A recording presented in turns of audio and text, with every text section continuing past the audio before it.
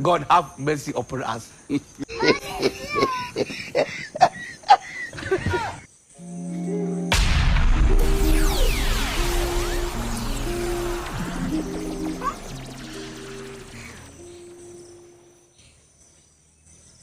Yaani kaona kanikomesha leo nimemkomesha yeye.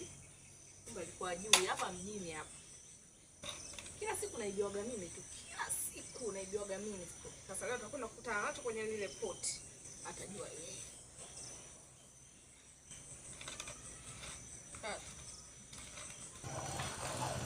Sialeta. Hapo ngoja niangalie tena.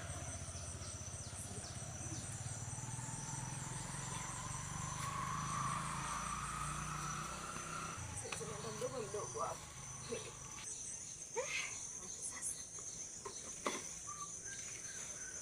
Odi.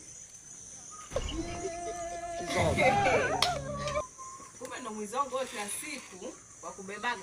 Wewe kaka, naomba utulie. Wewe ndo kila siku kunibebaga mapoti hapa nyumbani eh? Mimi najiulizaga muda kufutulu mpaka kitu sikioni. Kumbe ndo unaobebaga, si ndio hivyo? Sisi hapa tulikuwa tumebeba madude hapa. Tulikuwa tuingani kwa tunanunua. Sasa nikajua limetupa.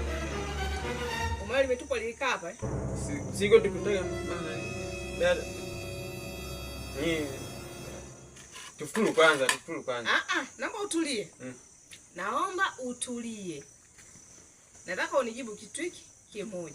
Wewe ndio unakuwa mwizi wa kubebaga mapoti hapa nyumbani. Na leo nimekukomesha makusudi nikasema nataka nijue mwizi wangu nani, maana nimekuwekea poti alinata kitu. Umeliona eh? Umeliona?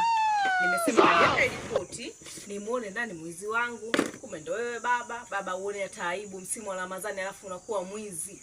Mimi sijaiba.